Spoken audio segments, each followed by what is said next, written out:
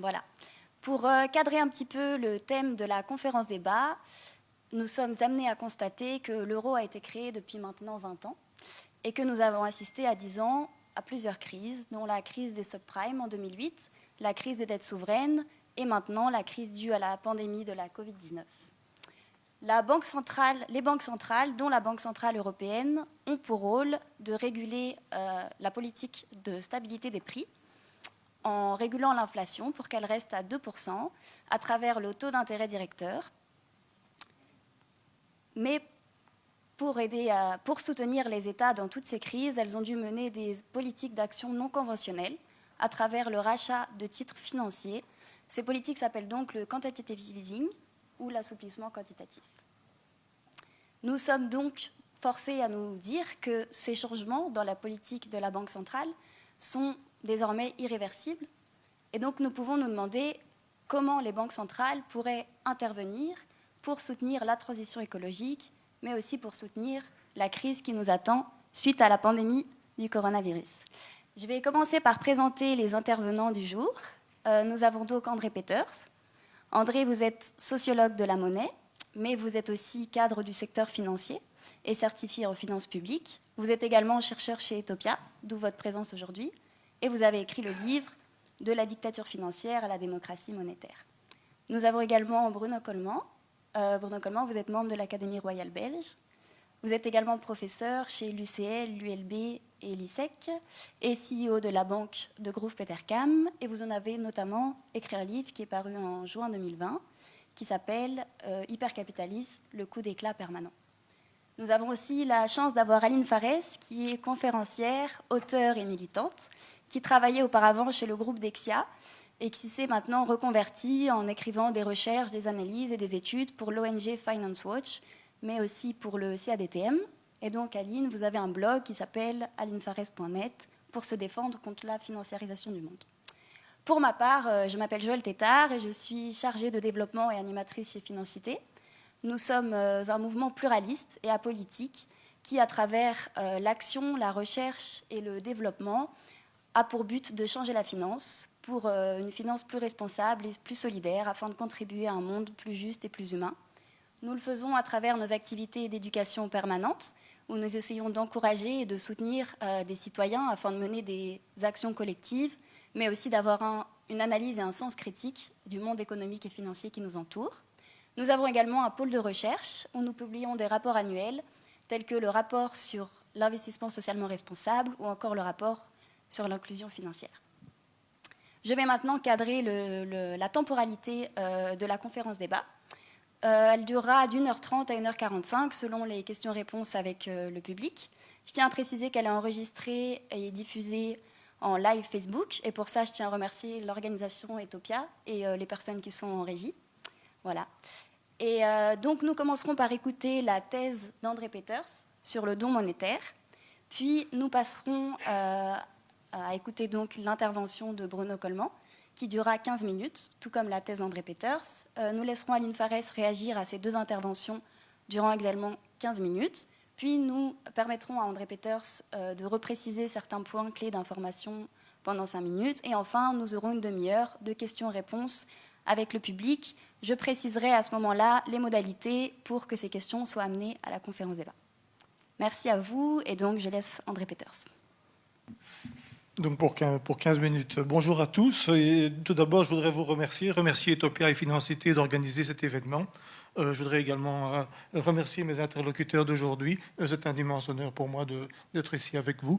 Et je voudrais également remercier Son Altesse Royale, le Prince Laurent et sa fille, d'être présents, ainsi que tout le public qui nous regarde dans la salle, mais aussi en dehors de la salle et dans le monde entier, puisque nous passons par Internet. Donc nous sommes des millions aujourd'hui à parler de ce sujet. Donc le sujet du jour, c'est mettre la politique monétaire, en tout cas la monnaie, au service de la transition écologique. C'est un sujet sur lequel je travaille depuis quelques années déjà. C'est une question. Est-ce qu'on peut mettre la politique monétaire au service de la transition écologique? On peut répondre oui, on peut répondre non. Vous vous en doutez, ma réponse est oui, définitivement oui. Et je mets depuis quelque temps une proposition sur la table qui s'appelle, j'ai décidé de l'appeler le don monétaire. Qu'est-ce que c'est le don monétaire? je vais faire une définition technique. Le don monétaire, c'est le don de monnaie de la Banque centrale à l'autorité publique par création monétaire pure, ce qu'on appelle classiquement la planche à billets, sans intermédiaire, sans passer par le monde financier, sans passer par les banques, libre de tout endettement, destiné exclusivement à financer des investissements publics ou à réaliser des actions jugées d'intérêt collectif majeur. Donc, c'est un droit de création monétaire, mais un droit qui est limité à des investissements dans le bien commun, dans le bien public, dans des opérations d'intérêt majeur, comme par exemple l'épidémie que nous vivons aujourd'hui. Il est, de mon point de vue, justifié que la Banque centrale crée de la monnaie et distribue cette monnaie aux États, aux autorités publiques, pour qu'elles puissent mener des actions qui sont nécessaires, indispensables pour sortir de cette crise. Cette proposition de don monétaire vise à compléter le système financier tel qu'il existe aujourd'hui. Elle ne vise pas à le supprimer, elle ne vise pas à le bouleverser, elle vise à le compléter. Et donc, si vous voulez bien, je vais entrer dans les détails de cette proposition. Et pour faire ce débat, l'approche de ce débat, j'ai été confronté à un dilemme, je ne vous le cache pas. De deux choses l'une. Soit je prenais une approche tout à fait cartésienne, une approche rationnelle, avec des slides, des graphiques, des tartes, toutes sortes d'éléments qui auraient pu parler de manière objective, scientifique, à votre cerveau. C'était une façon de faire. C'est la façon que j'ai envisagée a priori, et j'ai une présentation de ce type-là qui est prête. Une autre possibilité, c'était d'avoir une approche plus philosophique, plus morale, plus citoyenne, plus éthique, plus proche des valeurs. J'ai décidé de prendre cette deuxième option, alors que j'ai travaillé très longtemps sur la première option. Et donc ceux qui sont intéressés par les éléments techniques, les éléments financiers, les éléments tout à fait d'analyse, bien, ils peuvent me contacter, ils pourront recevoir cette présentation, je la distribuerai sans difficulté, mais aussi pourront se référer à l'étude que je publierai dans le courant du mois de septembre avec l'aide de Financité. Donc Financité publiera une étude sur le don monétaire, une étude très très fouillée, scientifique, sur cette question.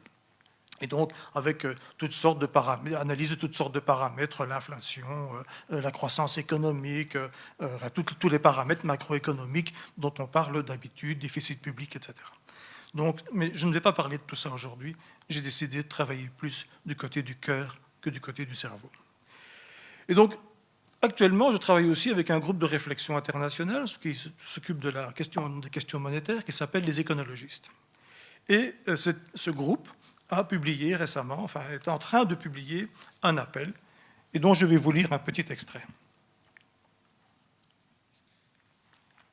Donc le titre de cet appel, c'est « Vers un modèle monétaire au service du bien commun, prendre soin des humains et de la planète ».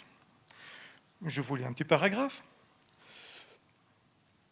Dans ce texte, dans cet appel, « Nous appelons donc de toute urgence à refonder notre modèle monétaire, cette institution centrale qui organise notre rapport au monde, nos échanges, nos solidarités, nos relations de pouvoir.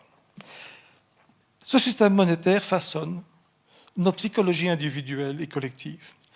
Nous avons besoin d'un système monétaire pour une société de la préservation, de la régénération et de la résilience. Soumis à la rentabilité financière, aucun de ces objectifs n'est atteignable avec l'outil monétaire actuel. Nous nous accordons pour affirmer qu'il est temps de mettre en place une architecture financière complémentaire à travers une création monétaire déconnectée d'une dette financière, mais connectée à ses objectifs. Nous appelons donc à ouvrir un débat démocratique sur la question « Quel modèle monétaire voulons-nous » Cet appel, aujourd'hui, est un appel international qui est véhiculé aujourd'hui au Canada, en France, en Suisse, en Belgique, au Grand-Duché de Luxembourg, donc les pays francophones, et connaît aujourd'hui un développement aux États-Unis. Donc cet appel est soutenu par de nombreux économistes, des physiciens, philosophes, sociologues, dirigeants d'entreprises, professeurs d'université, agriculteurs, comédiens, auteurs, artistes, dirigeants d'ONG, avocats, juristes, qui aujourd'hui se disent qu'il y a quelque chose qui ne va pas dans ce système monétaire. Et donc, j'ai donc choisi de partir sur cette option-là et de vous parler de cet appel. Cet appel contient deux dimensions importantes. Un, c'est l'aspect démocratique. C'est-à-dire que nous pensons que c'est à la population, par des moyens divers, à réfléchir, à définir le système monétaire dont nous avons envie. Je ne crois pas que la population ait jamais été consultée sur le système monétaire qu'elle a envie. Et deuxième élément important dans cet appel, c'est le non-recours à l'endettement, c'est-à-dire à la création monétaire sans endettement. En fait, nous identifions l'endettement comme étant effectivement la cause de nos soucis aujourd'hui. Alors, je vais prendre les pages à l'endroit. Donc en fait, la logique de l'endettement pour la création monétaire nécessite la rentabilité financière et ne permet pas la régénération de l'environnement. Tout simplement parce que pour rembourser une dette, il faut de la croissance économique, nécessairement, par définition. Et l'histoire du développement économique, l'histoire de notre développement ces 3 derniers siècles, c'est la révolution industrielle liée à la révolution du crédit. Les deux éléments se sont développés en parallèle. La révolution industrielle et le développement de l'économie n'étaient possibles que par le développement du crédit. Avec beaucoup d'avantages, nous vivons comme jamais l'humanité n'a vécu dans le passé. Notre niveau de vie est absolument extraordinaire, mais nous payons aujourd'hui les conséquences de ce niveau de vie. La Terre est en voie est occupée à brûler, est occupée à être détruite. Et donc, recourir à l'endettement pour réparer l'environnement, pour pouvoir opérer une transition écologique, n'a pas de sens. Autrement dit, puisqu'il faudrait une croissance économique, il faudrait donc exploiter plus l'environnement pour réparer l'environnement. Et donc, il faudrait faire des trous pour réparer des trous. Il faudrait faire des trous de plus en plus grands pour réparer les trous précédents. Et donc, quelque part, c'est bien la logique du système économique dans lequel on vit aujourd'hui, dans lequel il faut toujours avoir de la croissance. Et donc, je voudrais ici citer un de mes amis, Jean-Christophe Duval, qui a une petite phrase qui, je trouve absolument magnifique. « Il faut faire des trous pour boucher des trous. » Ça n'a aucun sens. Et donc, ce que l'on propose, c'est tout simplement, c'est de faire le chemin inverse. C'est de dire, mais mettons la finance, la création monétaire, au profit du fait de boucher ces trous, de réparer l'environnement, plutôt que d'avoir un schéma qui part de la finance, qui permet éventuellement de réparer l'environnement, c'est de faire l'inverse. C'est-à-dire, prenons l'outil monétaire, créons de la monnaie, mettons cette monnaie au service de la réparation de la terre, au service du bien commun, et évidemment, avec tout ce que ça comporte comme création d'emplois, de réparation du patrimoine, etc., pour pouvoir avancer. André, je m'excuse, mais il reste 5 minutes. 5 minutes, OK. Et donc, nous avons besoin, pour cela, de modifier notre structure institutionnelle. Nous devons donner le droit à la Banque centrale de financer, via les représentations politiques, via les parlements, via les gouvernements, etc. Pas la Banque centrale en tant que telle, qui n'est pas une autorité élue. Nous devons donner donc le droit à la Banque centrale d'émettre de la monnaie, la donner aux autorités politiques pour des programmes de régénération de nos sociétés, de l'environnement, de la biodiversité, et ce, sans endettement. C'est là la proposition de don monétaire. Je voudrais maintenant aborder le fondement moral de ce don monétaire. En définitive, si on voit que notre objectif est un objectif de bien commun, de restauration du bien public, on peut se poser la question de savoir s'il est réellement moral de recourir à l'endettement. C'est-à-dire, si on fait de l'endettement, ça veut dire qu'il y a quelqu'un qui bénéficie d'un revenu d'intérêt financier. Or, la monnaie, on peut la créer par simple décret. Et donc, quelque part, on peut se poser la question de savoir s'il est normal, légitime, moral, que certaines personnes bénéficient de revenus de la réparation de la terre. C'est une question que je vous pose. Et enfin, pour terminer, je voudrais prendre une citation de Francis Blanche, donc un humoriste bien connu, qui m'a été communiquée par un ami économiste français il y a quelques jours. Cette citation est la suivante. « Il vaut mieux penser le changement que changer le pansement. »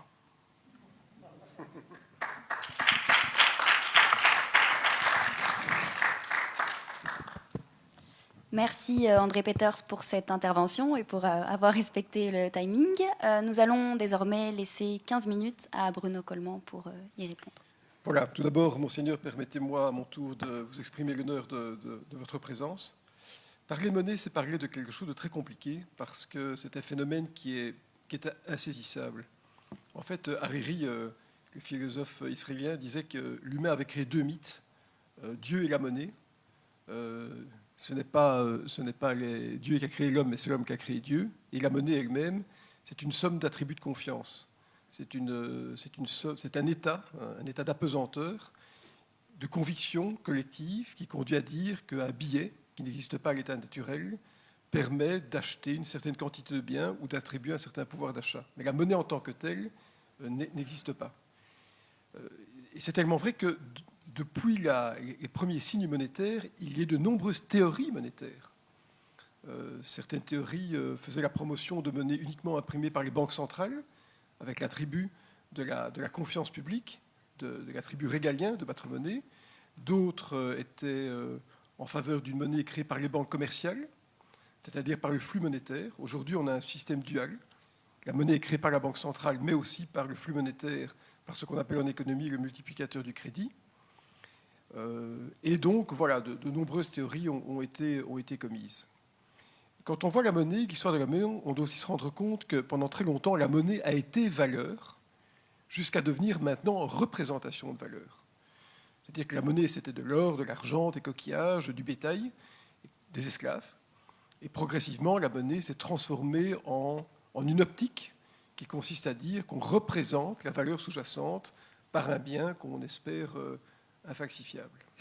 Mais de manière plus importante, la monnaie, c'est un rapport de force sociopolitique. Pourquoi ? Parce que, et vous l'avez dit très justement, la monnaie a été en fait créée, a été déployée lors de la révolution industrielle. On est passé à l'époque d'un système féodal à un système de prolétariat. Dans un système féodal, eh bien, le paysan vivait de son travail, il n'y a pas besoin de monnaie. Dans un système de prolétariat, on l'a payé pour sa force de travail. Et concomitamment, il a fallu concentrer de la monnaie, c'est-à-dire du capital, pour construire des manufactures et des usines. Et à partir de ce moment-là, la monnaie a joué un rôle d'équilibrage, de déséquilibrage social, c'est un rapport de force. Et comment est-ce qu'on peut comprendre ce rapport de force ? Parce que, par un exemple très tendu, c'est-à-dire si une monnaie visait uniquement à protéger le pouvoir d'achat, ce serait une monnaie qu'on pourrait et qu'on devrait thésauriser, comme de l'or. Mais alors une monnaie qu'on thésaurise incessamment n'est pas utilisée pour des flux de transactions et conduit à la perte d'emploi et à la déflation.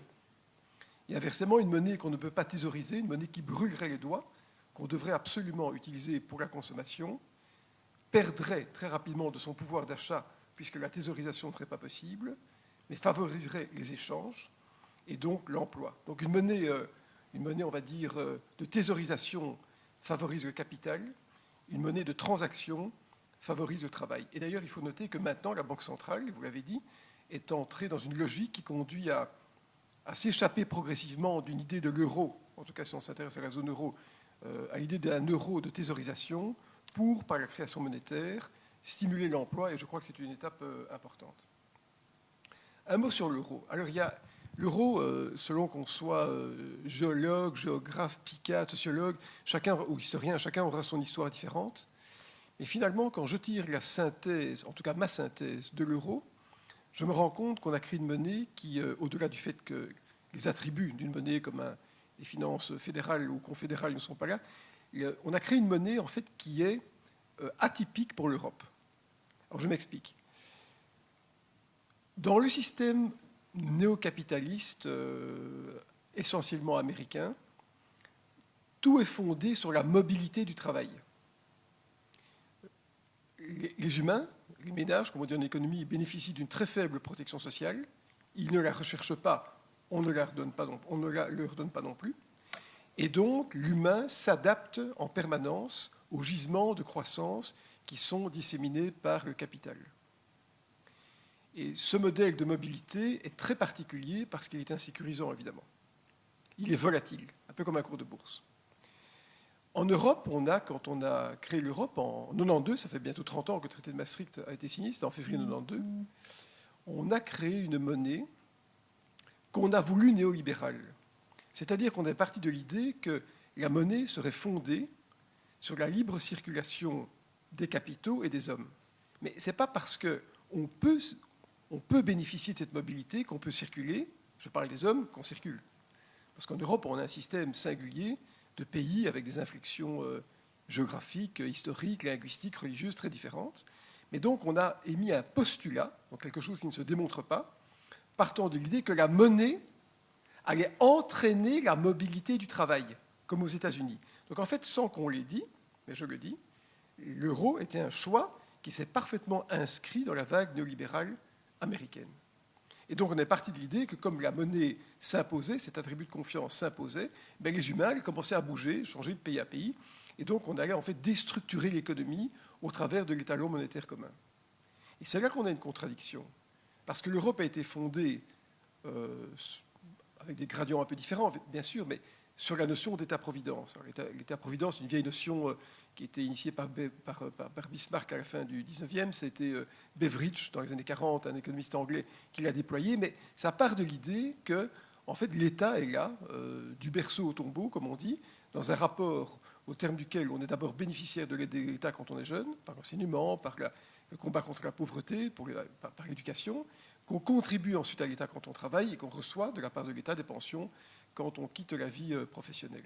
Mais il est évident que la notion d'État-providence, et de nouveau, il y a des gradients différents, la notion d'État-providence épouse, stimule, découle de l'immobilité du travail. Parce qu'on ne peut pas avoir un État-providence et une relation de débiteur et de créditeur à l'État au long d'une vie si on commence à naître dans un pays, travailler dans un autre et prendre sa pension dans le troisième. Je simplifie. Et donc ça veut dire que quand on a créé l'euro, on a créé un modèle d'espoir ou de postulat de mobilité du travail, alors que l'État-providence, qui est le modèle dans lequel on vit toujours maintenant, est exactement aux antipodes de ce système. Et donc ça crée une collision. Ça crée une collision idéologique.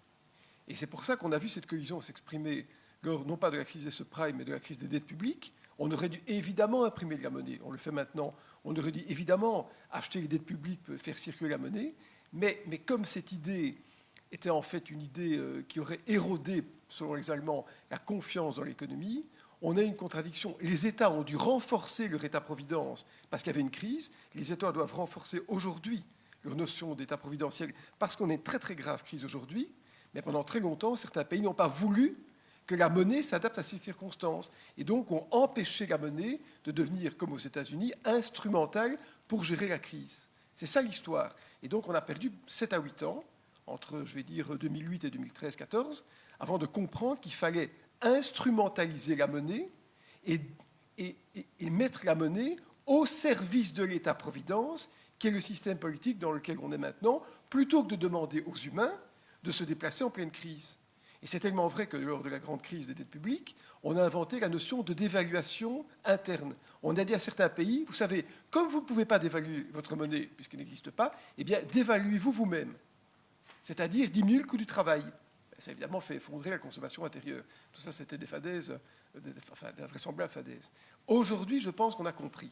C'est-à-dire que la sévérité du choc et le besoin de protection de l'État, État qui incidemment relance l'économie privée, il ne faut quand même pas l'oublier, par l'endettement public, eh bien, cette idée de relance par l'État est épousée par la Banque centrale européenne, qui fait tourner la planche à billets et donc qui crée de la monnaie pour fluidifier le circuit économique. C'est ce qu'il fallait faire.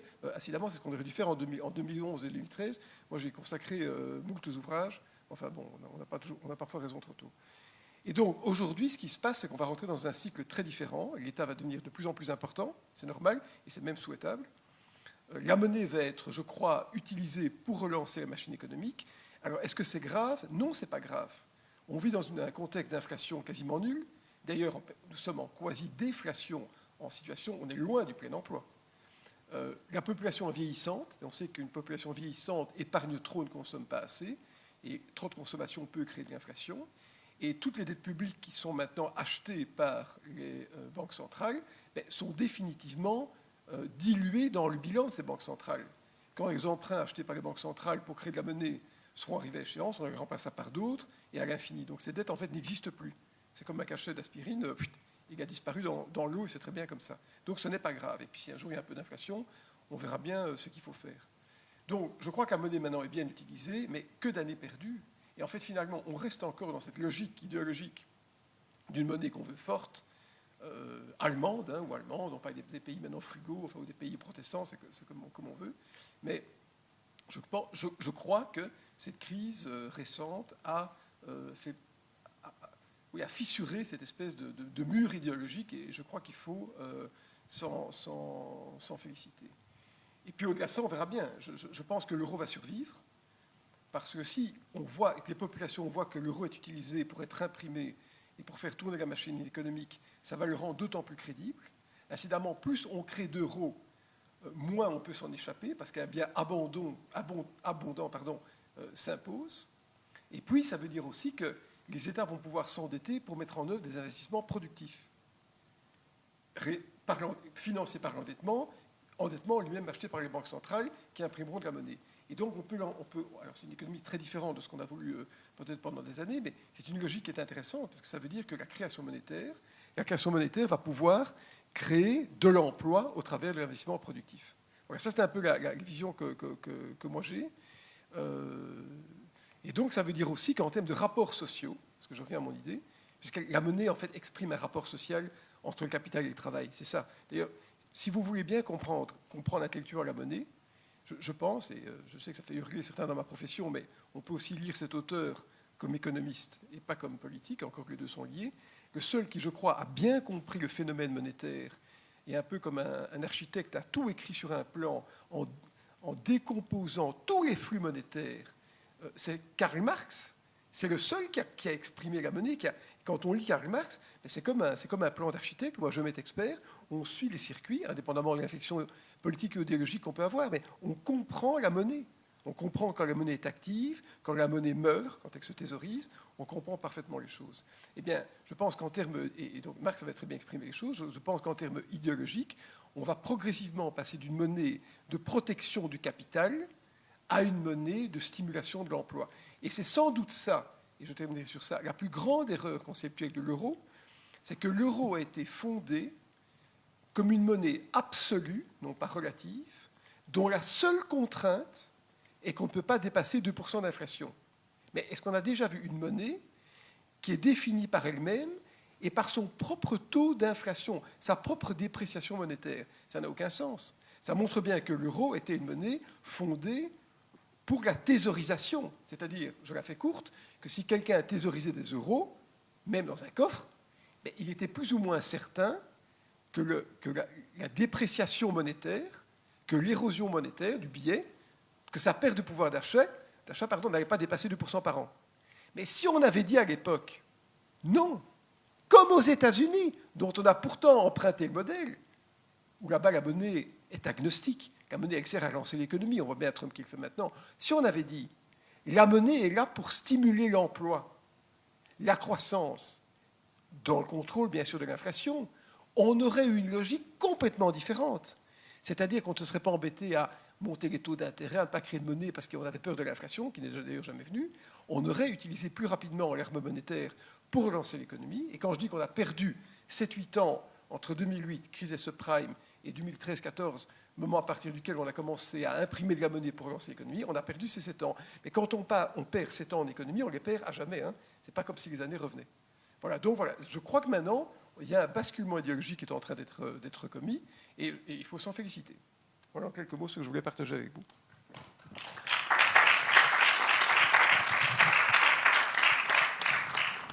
Merci Bruno Coleman pour cette intervention et aussi pour le respect du timing.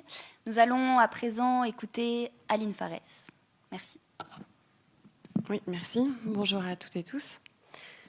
Bon, il y a beaucoup de choses sur lesquelles j'aimerais réagir, mais je voudrais d'abord commencer par amener la question de comment sont posés les termes du débat, les termes, pas forcément de ce débat-ci, mais les termes de la question par rapport au financement de la transition, puisqu'on est quand même dans une assemblée a priori écologiste.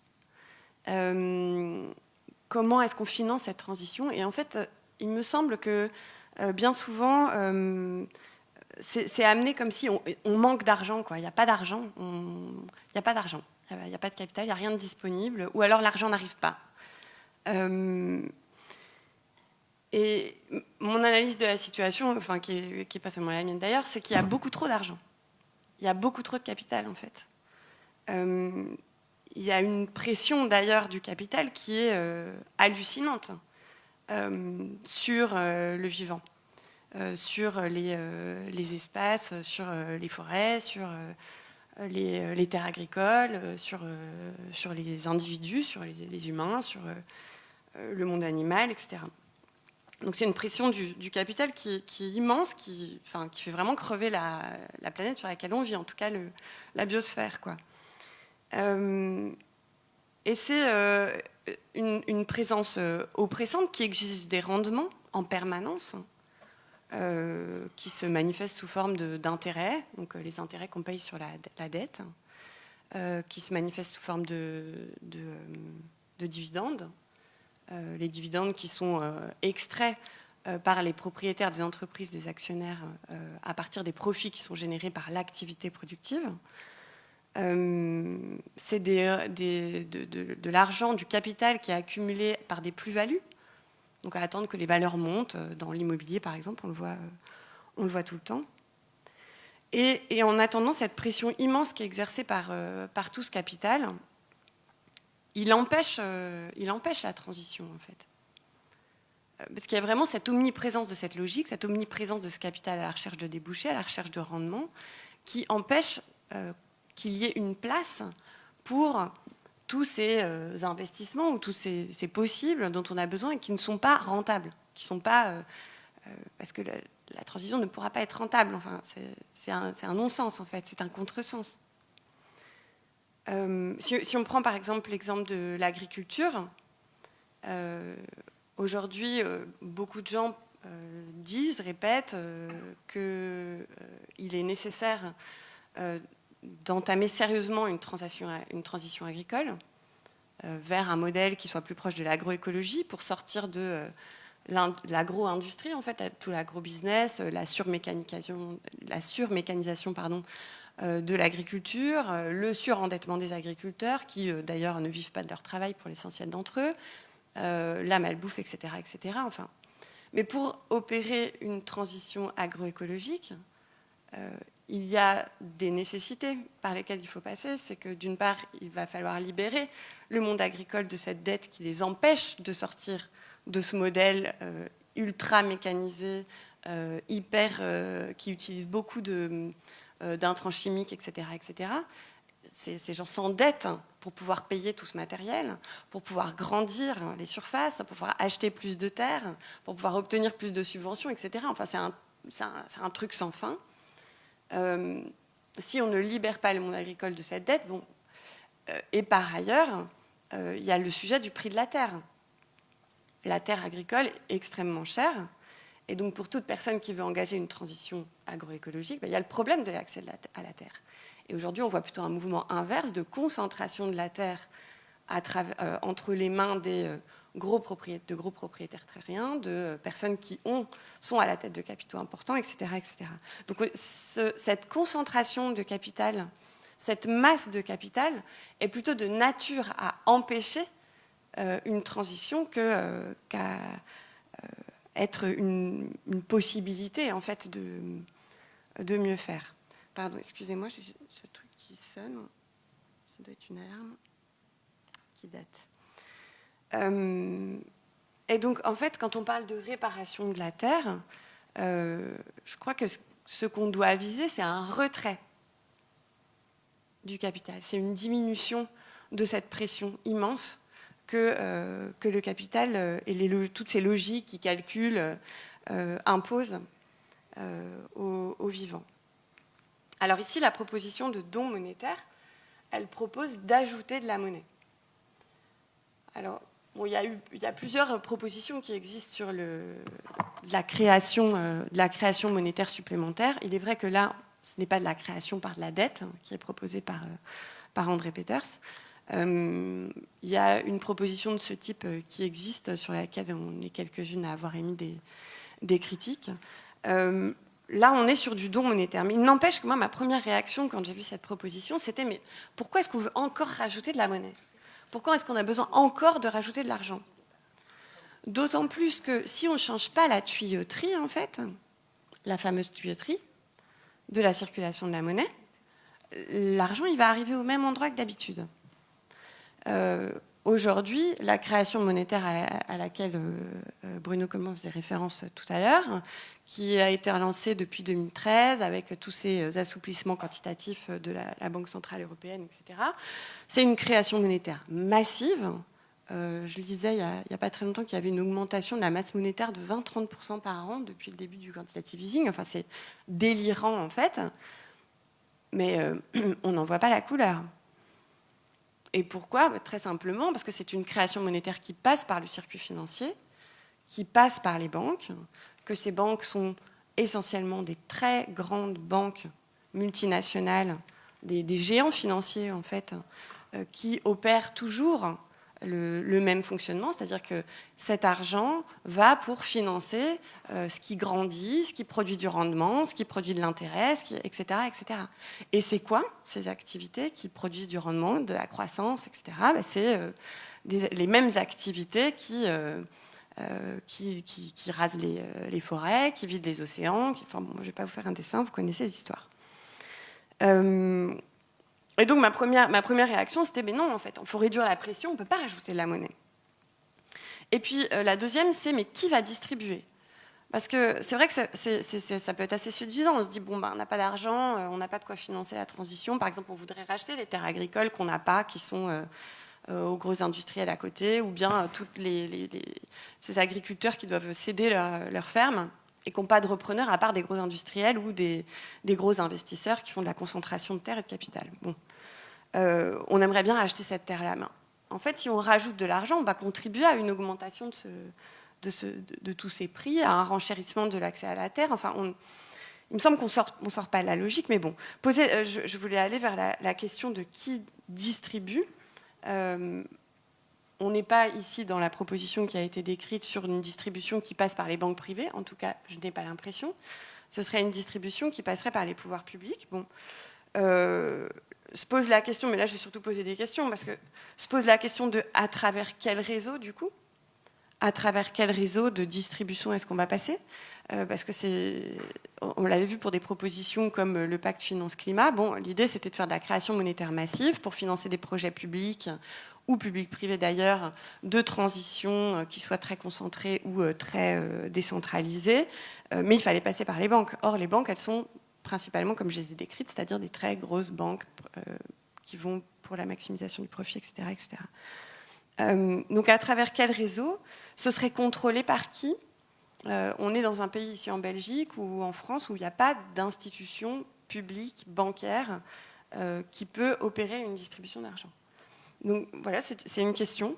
Est-ce qu'il y aurait la possibilité d'avoir un accès populaire aux décisions qui sont prises par ces institutions qui distribuent ? Quels seraient les critères qui seraient mis sur la distribution ? Quels projets seraient financés ? Parce que bon, quand on parle de gros montants, alors on le voit dans la logique capitaliste, mais ça peut être le cas aussi dans une logique étatique, hein, sans aucun problème. On prend des gros montants, on veut des gros projets, on fait des méga barrages, on fait des centrales solaires au milieu du désert, etc. Enfin, on crée tout un tas d'aberrations au niveau écologique. enfin, pour ce qui est de l'énergie, c'est plutôt, il me semble, de ce que disent en tout cas les personnes qui travaillent sur ces sujets-là, une décentralisation qu'il faut viser. Donc, du coup, si décentralisation il y a, alors je vois que ça oscille devant moi, mais effectivement, il y a des projets qui doivent être... Mais on ne peut pas passer que par des gros projets, on est d'accord. Il y a toute une phase de décentralisation, et donc, pour ça, il faut arriver jusqu'à cet endroit un petit village qui veut construire un moyen de produire de l'énergie pour un usage local. Et décider de quel type d'énergie ce groupe de personnes a besoin. Donc tout ça, ça pose la question de l'échelle. Et puis ça pose la question de la décentralisation des décisions. Alors, une autre question moi, que ça me pose, cette idée de don monétaire qui viendrait de la Banque Centrale Européenne, c'est que du coup, on viendrait à confier cette création monétaire à une institution qui, je pense qu'aujourd'hui, il n'y en a pas beaucoup qui soient plus éloignés de nous que la Banque Centrale Européenne, quoi. Plus éloignés en termes de symboles, de notre capacité à comprendre ce qu'ils racontent, de proximité même sociale, la capacité de ces gens qui sont à la tête de ces institutions de comprendre les enjeux qui nous traversent, de proximité démocratique. Enfin, il n'y a pas moins démocratique presque que la Banque Centrale Européenne en ce moment. Enfin bon, on est là en train de parler d'une institution qui est hyper loin de nous.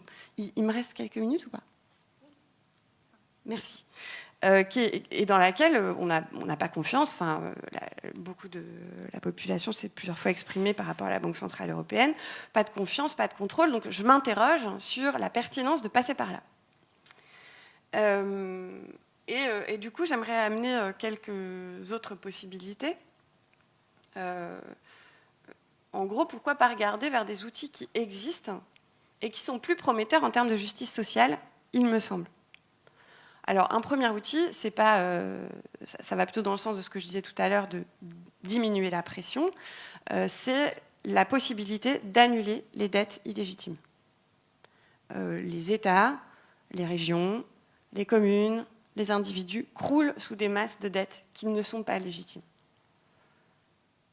Il y a tout un tas d'analyses qui ont été produites par notamment le CADTM, qui est une organisation qui est basée pas loin d'ici d'ailleurs, le Comité pour l'abolition des dettes illégitimes, sur le sujet des dettes illégitimes, de la nécessité de faire des audits des dettes et d'annuler une partie des dettes, en tout cas les dettes qui sont illégitimes. En annulant des dettes illégitimes, si on pense en termes de compte public, si on annule des dettes, on annule la nécessité de rembourser, de payer les intérêts de ces dettes, qui sont un poids immense sur les budgets publics. Et pendant qu'on paye le remboursement de la dette, pendant qu'on paye les intérêts de la dette, plus spécifiquement, pendant qu'on paye les intérêts de la dette, on ne paye pas... on a autant d'argent en fait, qui n'est pas disponible pour tous ces objectifs sociaux, de transition écologique, etc. etc. Donc ça, c'est un premier outil. Ça peut aussi se produire à d'autres endroits. Enfin là, je vais faire une petite parenthèse par rapport à la crise liée à la pandémie de coronavirus, parce que bon, il y a eu des mesures là de nouveau. On nous a sorti la Banque centrale 750 milliards d'euros. C'était déjà dès le mois de mars. La Banque centrale va sortir 750 milliards d'euros pour nous sauver de la crise économique et sociale qui est provoquée par la pandémie et par le confinement. Super. Les 750 milliards, en fait, ils sont passés de nouveau par les mêmes circuits. Et donc, en gros, ils bénéficient plutôt à des entreprises, à des individus qui étaient dans une situation qui était plutôt confortable déjà au départ. On aurait pu tout à fait penser les choses autrement, et on peut toujours le faire d'ailleurs. À partir du moment où il y a des particuliers qui n'ont pas les moyens de payer leur loyer parce qu'ils n'ont plus de revenus, ou presque plus de revenus, pourquoi on n'envisage pas des annulations de loyer ? À partir du moment où il y a des petites entreprises, des PME, on sait, on a eu des larmes de politique par saut sur les pauvres PME qui ne pouvaient pas s'en sortir, ces PME, elles doivent aussi payer des loyers. Et les propriétaires, c'est qui ? Les PME doivent payer des loyers, elles doivent payer des factures à des très grosses boîtes. Et ces grosses boîtes, est-ce qu'elles ont des problèmes ? Enfin, donc on peut tout à fait envisager les choses différemment, c'est-à-dire plutôt que de rajouter de l'argent par-dessus pour faire tourner toujours le même circuit, qui provoque toujours les mêmes effets, on pourrait envisager de diminuer l'intensité de la circulation monétaire et ainsi bien définir que certains flux qui vont vers des personnes plutôt en difficulté socialement, économiquement, et qui vont en direction de personnes qui sont plutôt dans des situations de pouvoir et d'accumulation, arrêter ces flux-là. Bon, voilà. Alors ça, c'est pour la partie annulation de dette. Ensuite, il y a la reprise en main sur la création monétaire à la source. Parce qu'aujourd'hui, la source de la création monétaire, ce n'est pas la Banque centrale. La source de la création monétaire, c'est les banques, par le crédit. On est dans un système qui fonctionne à la création monétaire par le crédit. Et donc, je sais pas, juste un chiffre, en Europe, les crédits bancaires, le stock de crédits bancaires, c'est à peu près 15 000 milliards d'euros. Si on arrive à rediriger ces crédits, on peut déjà faire un sacré bon boulot, quoi. Mais par contre, ça suppose de reprendre en main ces institutions. En Belgique, on a lancé une campagne qui s'appelle Belfus est à nous pour dire on a en Belgique une seule banque de taille significative qui est publique et cette banque appartient à l'État, mais par contre, elle n'a aucun objectif de justice sociale, environnementale, etc. C'est quelque chose qui pourrait être fait. Et une reprise en main sur cette banque réelle, au-delà de la participation publique de type privé, puisque l'État, pour l'instant, se contente de gérer ça comme une participation privée qui fournit des dividendes. Bon, voilà. Aline, je me permets... Ouais, je dois terminer. Oui, c'est ça, c'est gentil. Donc, au-delà de... Donc, le deuxième point, c'était la socialisation des banques. Et puis, il y a également d'autres propositions qui existent à partir de quelque chose d'existant et que vous connaissez très bien, qui est la cotisation sociale, la sécurité sociale. Et ici, dans l'histoire de la sécurité sociale, il y a eu la possibilité de faire des investissements massifs, notamment après la guerre en France. C'est par la cotisation sociale et par les caisses de sécurité sociale qu'ont été financées la construction des CHU, donc les hôpitaux universitaires français. Donc voilà, c'est toute ce que je viens de raconter là, en fait, l'idée c'est de dire aussi que toute cette question de la création monétaire et toute cette question de la monnaie et des banques et de la finance par rapport aux questions écologiques, ça nous oblige à un discours qui soit écologique et social. Ça nous oblige à aller vers des logiques de confrontation d'intérêts, des intérêts que j'ai décrits, je vais pas redévelopper. Certes, ça me paraît moins confortable que d'entrer dans cette logique de confrontation et de reprendre et d'empêcher certains de prendre et de continuer à détruire, etc. C'est moins confortable que de laisser cet appareil de côté et puis proposer qu'on rajoute quelque chose, en mieux, et peut-être que ça peut fonctionner, mais je pense que ce n'est pas du tout suffisant et qu'il est absolument nécessaire, peut-être en parallèle, qu'on met en place des propositions qui vont dans cette direction-là, de s'attaquer à la concentration du capital, mais vraiment fort, et d'aller chercher là où les richesses sont accaparées. Voilà, je m'arrêterai.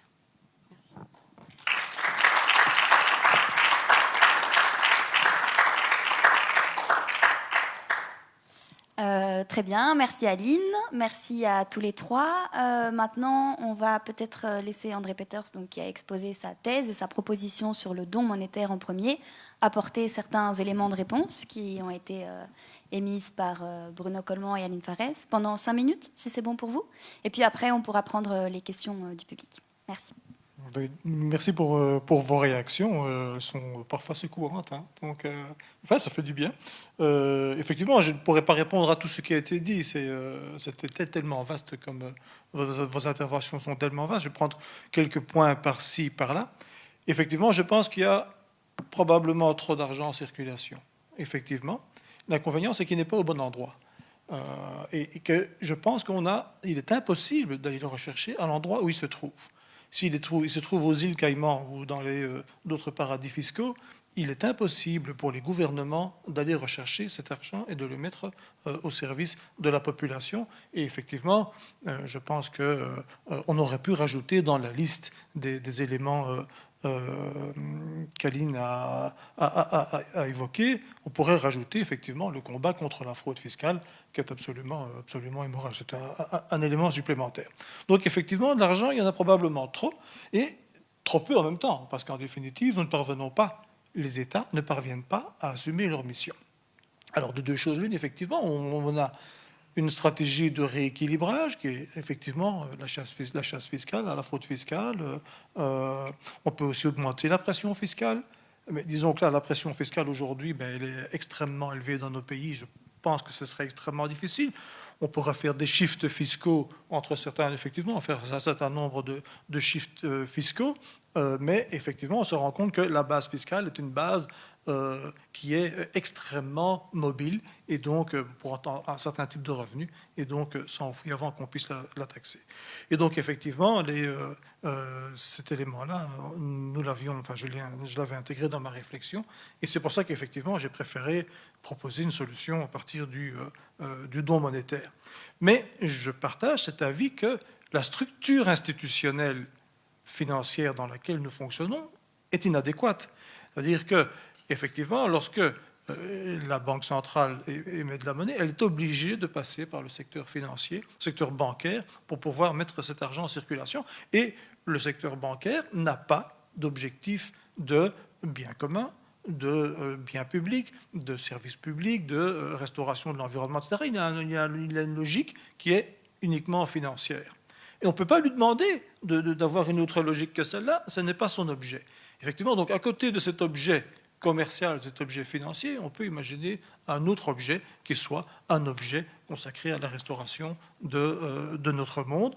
Et je n'ai pas, pour ma part, je ne pense pas qu'on doive, prendre des mesures plus fortes par rapport au secteur bancaire, qui connaît d'ailleurs ces dernières années un certain nombre de difficultés.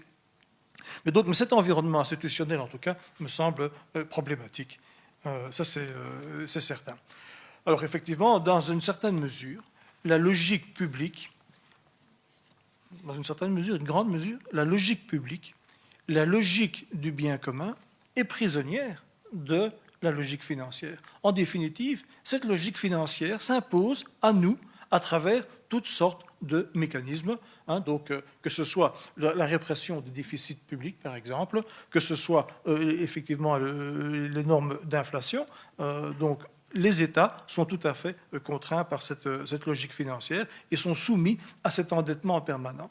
Et donc, c'est effectivement la proposition que je fais vise à couper cette logique en disant simplement non, il n'est plus question pour les investissements publics de recourir à l'emprunt. Ce n'est pas moral. Réparer notre planète ne peut se faire avec des mécanismes d'endettement. Il pourrait se faire avec des mécanismes fiscaux, mais l'inconvénient, c'est que ces mécanismes fiscaux sont très largement, inefficients. Et donc, par rapport à M. Coleman, effectivement, dans ce qu'il disait, il a une logique de relance de l'économie par, effectivement, le déficit qui est financé par la Banque centrale. Et en fait, il dit très très bien qu'en définitive, ce déficit n'a pas beaucoup d'intérêt. Sur le plan théorique, il a parfaitement raison. La Banque centrale, c'est notre Banque centrale, et au fond, quand elle crée de la monnaie, mais c'est notre monnaie, et effectivement, on pourrait la mettre au service de l'État. Si vous vous souvenez du cas de la Grèce, la Banque centrale n'était pas à côté de la Grèce pour résoudre ses problèmes budgétaires et financiers. La Banque centrale était du côté du FMI, de la Commission européenne, et imposait à la Grèce un certain nombre de solutions, qui étaient effectivement la régression sociale et effectivement la baisse des salaires et des prestations sociales en Grèce. Et donc là, la Banque centrale, organisme qui provient de l'État, dont l'État grec en partie, en fait, échappait totalement au contrôle démocratique. Et là, c'est pour ça que moi j'ai tendance à dire, comme Aline, qu'un certain nombre de dettes doivent être annulées. Effectivement, à ce stade aujourd'hui, la Banque centrale, suite au quantitative easing, possède environ pour 3 000 milliards de dettes publiques de tous les États membres de l'Union européenne. 3 000 milliards. On paye des intérêts sur cette dette. Les banques centrales redistribuent leurs bénéfices aux États, parfois, pas toujours. Parfois, elles gardent ces bénéfices en réserve. On ne comprend pas très bien pourquoi, mais enfin, c'est le cas. Et effectivement, je pense qu'on pourrait très bien dire, puisque nous avons collectivement une dette vis-à-vis de notre banque centrale pour 3 000 milliards, au fond, c'est comme si nous avions une dette de notre poche droite à notre poche gauche. Ça n'a aucun sens, évidemment. Et donc, on pourrait très bien l'annuler, mais pas sous forme d'annulation simple, parce qu'il y a des raisons comptables qui empêchent cette annulation. On pourrait très bien mettre dans le bilan, il circule dans l'économie européenne 3 000 milliards d'euros qui sont là et qui sont la dette de personnes. Et effectivement, ça permettrait aux États de se libérer de cette contrainte que les Grecs ont rencontrée lors de leur crise de dette publique, puisqu'en fait, ils ont été littéralement mis à genoux par la Banque centrale et par les créanciers. Et donc là, ça supprimerait simplement ce pouvoir. Il y aurait donc 3 000 milliards de dettes qui disparaîtraient. Ce serait quand même déjà pas mal. Et cet argent resterait en circulation ad vitam aeternam. Donc ça deviendrait de la monnaie permanente plutôt que de la monnaie temporaire, la monnaie qui circule aujourd'hui. En définitive, pour reprendre l'exemple de M. Coleman, cette monnaie qui circulerait de manière permanente serait l'équivalent d'une monnaie de capitalisation de l'or qui circulait jusqu'au 19e siècle. Quand même, c'est pas si loin. Au fond, ce serait la dette, cette monnaie serait la dette de personnes et circulerait et permettrait probablement d'alléger la structure financière de nos pays. Voilà quelques éléments de réponse. Bon, on pourra en discuter, comme disait M. Coleman. Le sujet de la monnaie, c'est un sujet qui est infini, qui est tout à fait passionnant. Et effectivement, on pourra en discuter pendant des siècles. Et d'ailleurs, ça fait des siècles qu'on en parle. Et je pense qu'on en parlera encore pendant quelques siècles. Merci pour ces réponses. Peut-être par déformation professionnelle, mais étant donné que je travaille dans l'éducation permanente et que j'essaye toujours de vulgariser au maximum les mécanismes économiques et financiers, je ne sais pas quel est le niveau de connaissance économique des participants dans la salle, mais aussi sur le live Facebook. Donc on pourrait peut-être prendre une première vague de questions de compréhension. Il y a pas mal de termes économiques qui ont été avancés, comme la création monétaire par le crédit, la planche à billets, le quantitative easing ou encore les dettes illégitimes. Donc, il n'y a pas de questions bêtes, il y a les points concrets que vous n'avez pas compris.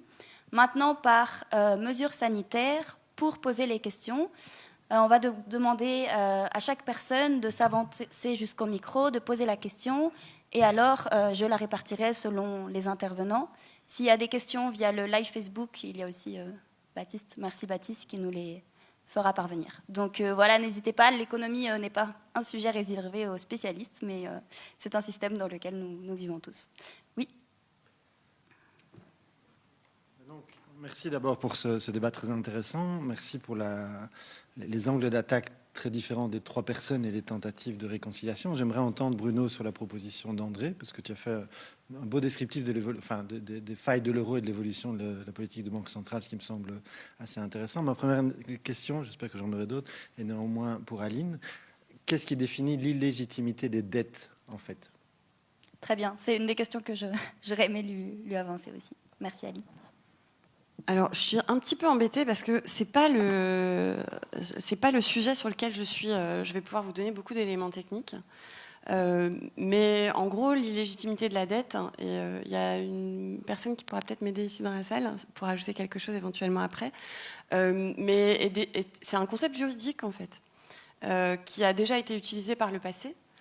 Et qui, en gros, se fonde, et j'espère que je ne vais pas dire de bêtises, sur le fait que certaines dettes ont été contractées sans avoir absolument aucun intérêt pour la population, ou bien seulement pour, par exemple, je ne sais pas, prenons un exemple un peu bête, ou pas bête, aller contracter des dettes pour armer l'État qui va se défendre, qui va attaquer sa population, c'est une dette qui peut être définie comme illégitime. Ou aller emprunter de l'argent pour utiliser, ne faire bénéficier ensuite cet endettement qu'à une toute petite minorité de la population, mais ensuite faire peser le poids du remboursement sur l'ensemble de la population, de nouveau, ça peut être qualifié d'illégitime. Voilà. Donc, mais je pense qu'il faudrait aller un tout petit peu plus loin. Et les aspects juridiques vraiment de ce concept, je les ai pas forcément. Mais l'idée, c'est celle-ci. Oui, juste avant de prendre les questions du public, je crois que Bruno Coleman veut rebondir sur un mot sur la notion de don. Finalement, on est dans une logique où la mécanique monétaire a déjà été complètement perturbée. Parce qu'à partir du moment où une banque centrale émet de la monnaie en contrepartie d'endettement public, et que cette dette ne sera probablement jamais remboursée, finalement, elle est donnée.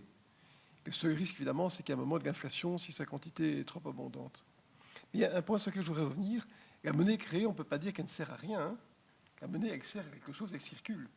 Parce que si l'État est en déficit budgétaire, c'est parce que l'État reçoit moins de recettes fiscales, on le voit maintenant pour la crise, qu'il y a plus de dépenses sociales, ou de nouvelles dépenses sociales, et donc l'État, dans sa formulation très transitive, fait circuler la monnaie. Puis la monnaie, après, atterrit sur des comptes bancaires de personnes qui en sont les bénéficiaires, et cet argent est recyclé partiellement au travers du circuit bancaire dans d'autres choses. Donc on ne peut pas dire que l'argent créé a disparu ou est dans un coffre, pas du tout. Il devient un flux. Alors, le flux n'est pas assez vivace. Parce que quand on est en période de sous-emploi, les besoins de consommation, la traction que créent nos actions individuelles, qui attirent la monnaie pour la faire circuler, est trop faible. Mais on ne peut pas dire que l'argent a disparu, hein. Si l'État n'était pas intervenu en Belgique ou dans d'autres pays, maintenant depuis 3-4 mois, en mettant en œuvre des allocations de chômage temporaire et d'autres histoires du même type, l'économie se serait encore plus écroulée. Donc l'État a joué son rôle de balise de l'économie. Ça, c'est incontestable. Qu'on soit de droite, de gauche, du milieu ou d'en haut, c'est certain. Hein. Merci. On va peut-être prendre les questions. Je ne sais pas exactement de quel ordre était. Oui, il y avait le monsieur, il y avait aussi quelqu'un derrière. Alors, est-ce que ce sont des questions pour rebondir directement ou alors c'est pour revenir au concept de dette illégitime ?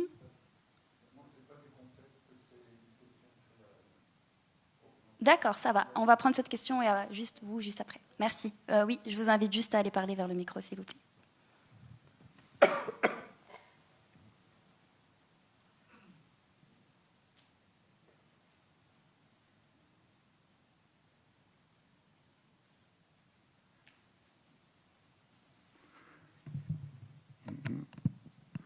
Alors,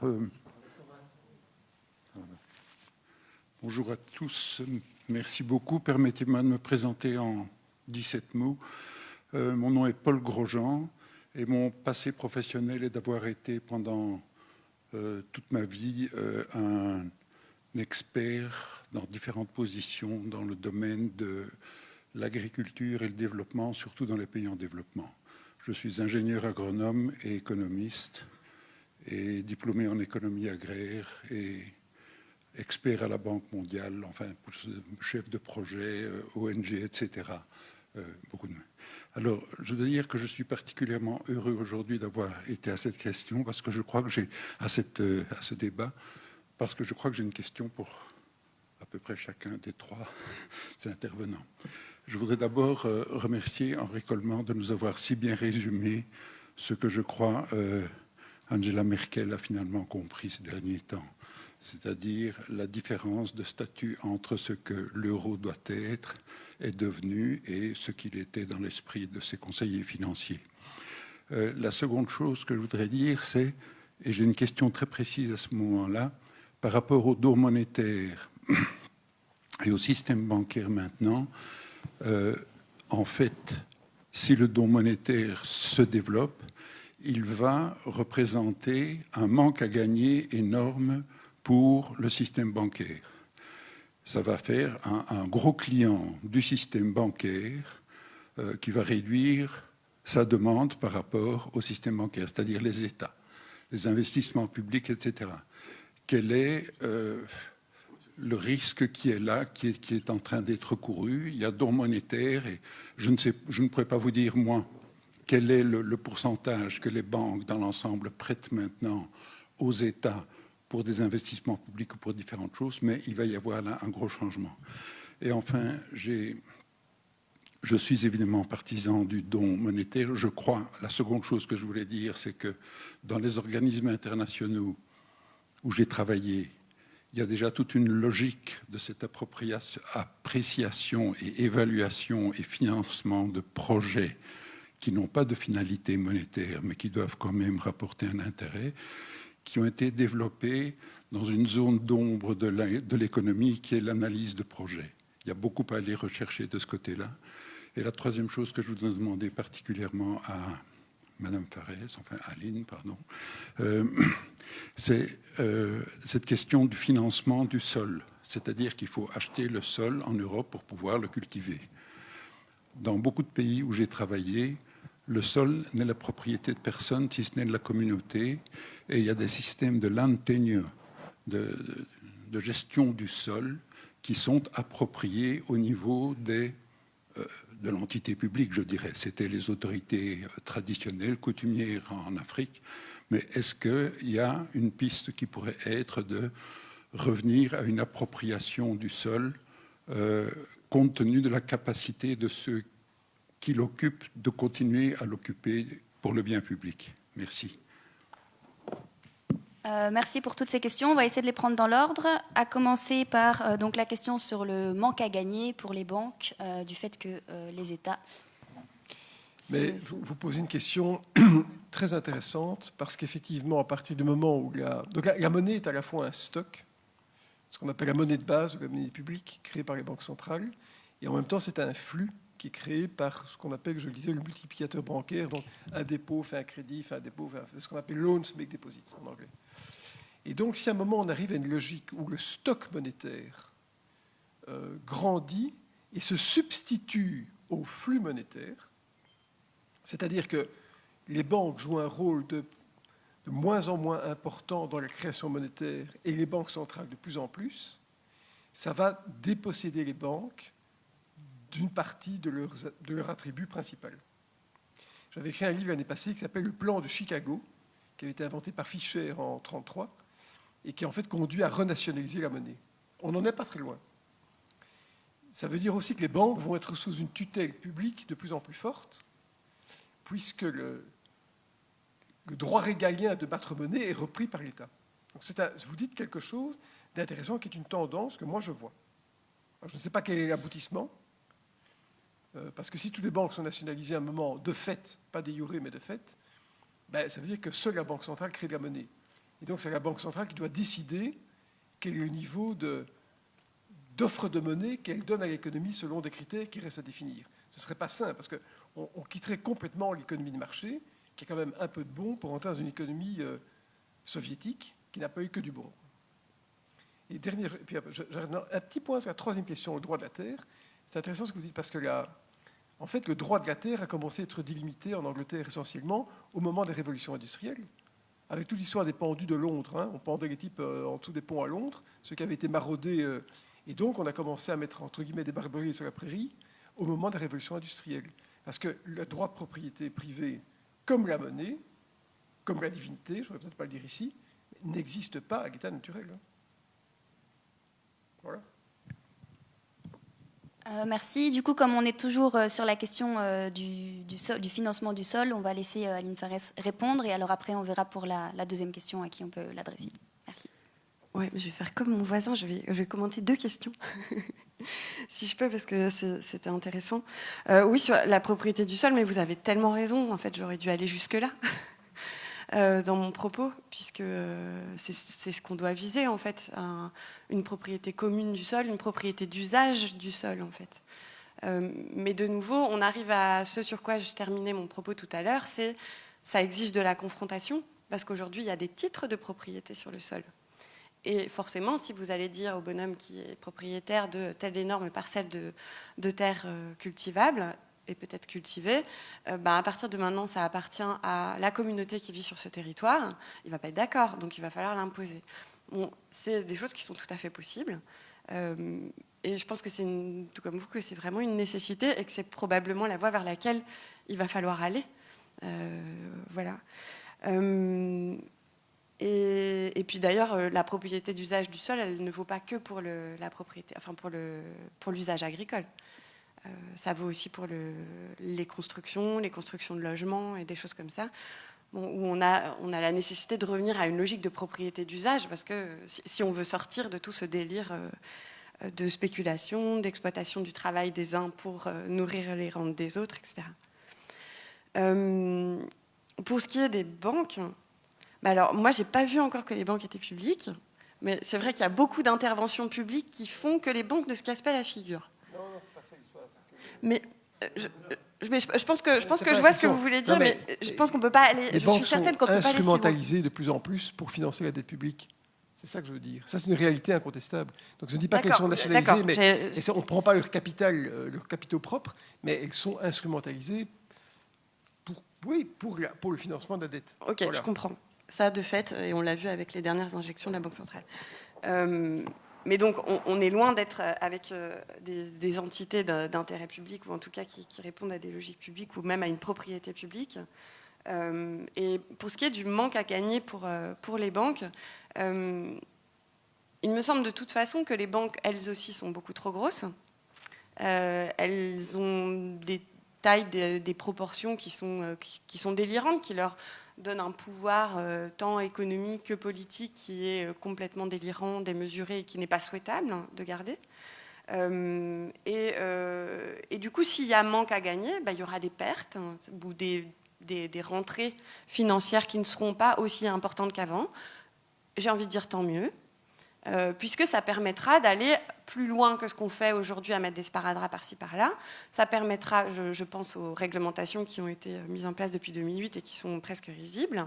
Et donc, on pourra sortir de cette logique-là en se disant, OK, les banques perdent de l'argent, puisque leurs fonctions changent, puisqu'elles ne vont plus financer telle ou telle activité, mais vont financer d'autres, puisque leur rentabilité va baisser, puisqu'elles vont se remettre à faire ce qu'elles devaient faire, c'est-à-dire fournir des services de base à la population avec un service bancaire de base accessible pour toutes et tous, etc. Il y aura des pertes, mais la bonne nouvelle, peut-être, c'est que les banques sont très largement endettées. Je parle des très grosses banques ici. 2/3 du financement des grosses banques, c'est de la dette. Elles empruntent. Elles empruntent sur les marchés. Eh bien, s'il y a des pertes, ces pertes peuvent être imputées aux prêteurs des banques qui eux-mêmes vont faire des pertes. Alors vous me direz, oui, mais alors après, c'est l'effet domino, puis on est foutu. Posons-nous la question, voyons voir ce qui se passe. Qui détient vraiment tous ces titres financiers ? C'est une minorité de la population. On peut faire le tri, en fait. Donc, il est tout à fait possible de diminuer la taille du secteur bancaire en lui faisant porter les pertes et en faisant porter les pertes nécessaires à cette transition dont on est en train de parler ou qu'on est en train de tourner autour, en imputant les pertes à ceux qui en ont les moyens et qui se trouvent être les créanciers, les actionnaires de ces banques. Après, il y aura des petits moments un peu compliqués parce que le système dans lequel on vit nous a embrigadés dedans et qu'il y a des personnes qui dépendent un peu de ces revenus du capital pour payer des retraites ou une maison de retraite ou les études des enfants.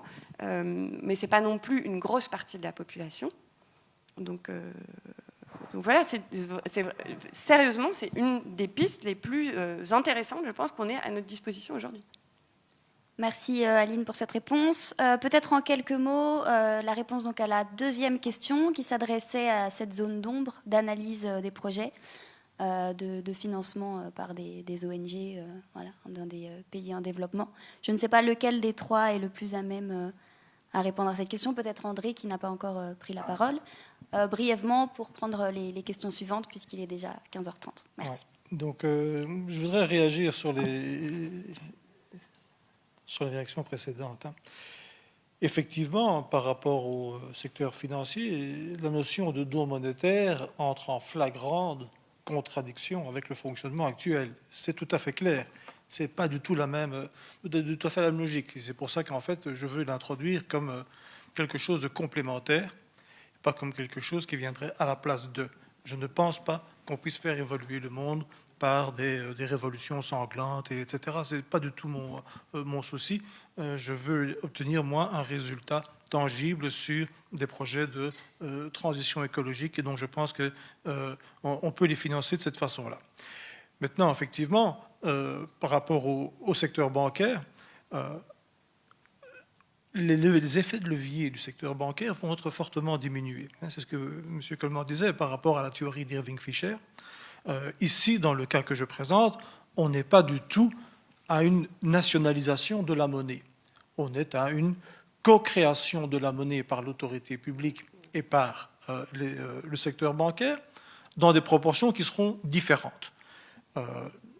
Il y a 10 ans, c'était la Banque centrale créait à peu près 10% de la monnaie en circulation et le secteur privé créait 90% des moyens de paiement en circulation. C'est le secteur bancaire. Seules les banques centrales et banques commerciales, peuvent créer de la monnaie et toujours par endettement aujourd'hui. Avec le quantitative easing, donc le rachat de titres sur les marchés financiers, donc la Banque centrale a créé de la monnaie, a mis cette monnaie en circulation. Aujourd'hui, le rapport, il est de 30% banque centrale, 70% banque privée. Donc on est encore loin d'un rapport, d'une socialisation, d'un communisme financier ou quoi que ce soit. On n'est pas du tout dans ce schéma-là. Et je n'ai pas l'impression que le fonctionnement de l'économie ait été fortement affecté par ces nouvelles matières. Mais effectivement, je pense qu'on est au début d'un nouveau paradigme monétaire, qu'effectivement, aujourd'hui, la Banque centrale ne se préoccupe plus du prix de l'argent, donc du taux d'intérêt, mais se préoccupe, prend comme arme aujourd'hui la masse monétaire. Et effectivement, ce nouvel outil qui est entre les mains de la Banque centrale, donc cette possibilité d'injecter de la monnaie, elle a aujourd'hui, me semble-t-il, il y a une hypothèque qui pose sur cet outil. C'est effectivement, injecter de la monnaie, c'est facile, et M. Clément a souligné, c'est qu'à un moment donné, on risque d'avoir des risques d'inflation, hein, si jamais la Banque centrale devait injecter beaucoup trop, si elle devait faire de la réparation écologique tous azimuts par milliards, par centaines, par milliers de milliards d'euros, ce serait pas mal, on aurait une planète verte et enfin une planète vivante et vivable, mais ça pourrait faire de l'inflation. Alors, qu'est-ce qui est plus important de notre point de vue? Est-ce que c'est plus important d'avoir pas d'inflation et une planète morte, ou est-ce que d'avoir un peu d'inflation et une planète vivante? Je vous laisse choisir, je ne vous demande pas de réponse, je suis sûr que je connais déjà le résultat du vote qu'on aurait dans cette salle.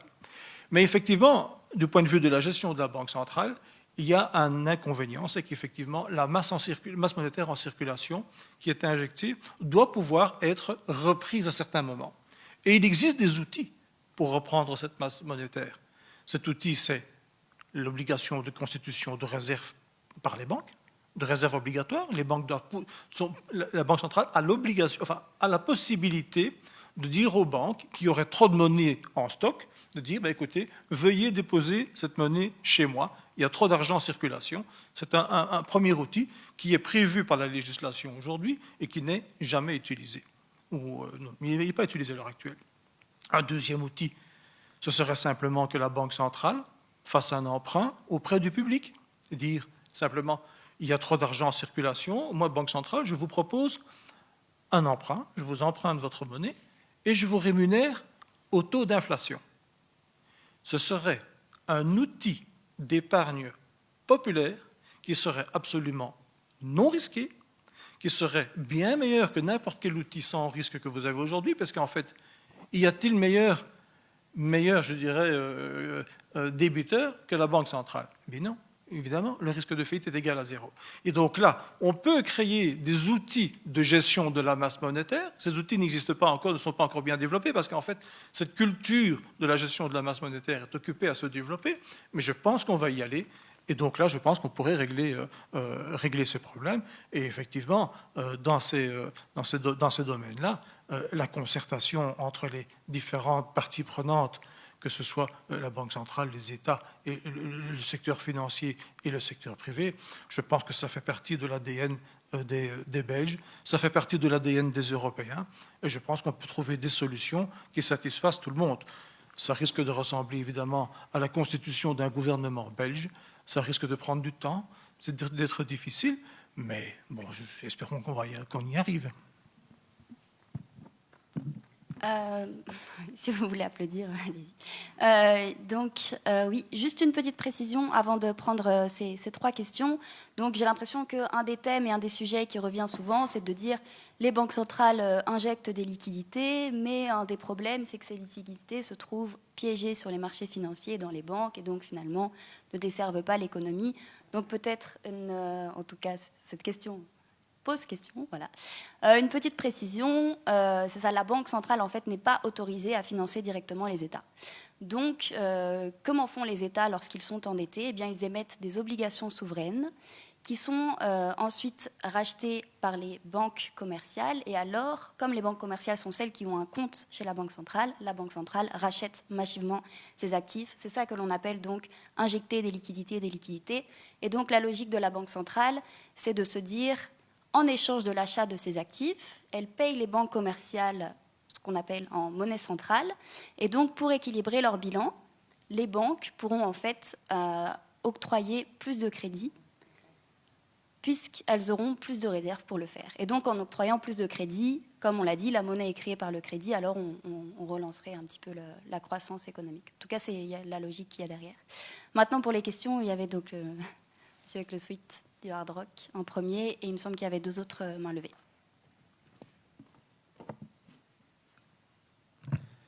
Bonjour, je vais aller dans la continuité et aussi me présenter en quelques mots. Donc du coup, moi je ne suis personne et je ne comprends pas grand-chose à tout ce qu'on dit ici. Mais du coup, je voulais d'abord vous remercier de démocratiser le savoir ici, parce que je ne veux pas utiliser vulgariser, parce que ça donne l'impression qu'expliquer c'est moche, ce qui n'est pas le cas. Du coup, ma question c'était, j'ai tout de même l'impression, je remets en contexte avant de la poser, j'ai tout de même l'impression qu'on est dans une crise démocratique, à savoir qu'il y a moins de confiance en le politique, tout ce qui va avec. Il y a aussi une crise démocratique à laquelle s'ajoute une forme d'euroscepticisme qui est grandissant un petit peu partout. Ce qui fait que depuis le début, ici, on parle de banque centrale européenne. Et je vais donc aller dans la continuité des questions. Et Monsieur Coleman, vous avez déjà répondu partiellement à la question, mais je vais aller plus loin. À savoir maintenant, aujourd'hui, quelle est la légitimité finalement d'une banque centrale européenne, sachant que les discours parfois d'extrême droite et certains autres discours d'ailleurs tendent à rappeler que c'est une perte d'une fonction, enfin de la souveraineté, que c'est une perte d'une fonction régalienne. Et donc, comment est-ce qu'on répondrait à tous ces gens qui se posent la question de pourquoi il existe encore une banque qui prend toutes ces attributions, qui oblige à créer des mécanismes finalement pour pouvoir avoir son propre argent à un État? Et finalement, quelles sont les entraves juridiques et qui permettent à plus de citoyenneté et à plus de souveraineté? Merci. Je peux peut-être répondre à cette question parce que c'est une question interpellante. Les banques centrales n'ont pas toujours existé. Il y a d'abord eu la monnaie et puis des banques centrales. Et en fait, les banques centrales sont nées parce qu'il fallait donner un attribut de confiance à la monnaie. C'est ça l'histoire. La Banque centrale américaine, par exemple la Federal Reserve, n'était créée qu'en 1913. Avant, des banques commerciales émettaient des dollars, mais en fonction du risque des banques qui les émettaient, le dollar n'avait pas le même pouvoir d'achat. Donc c'est un attribut de confiance publique.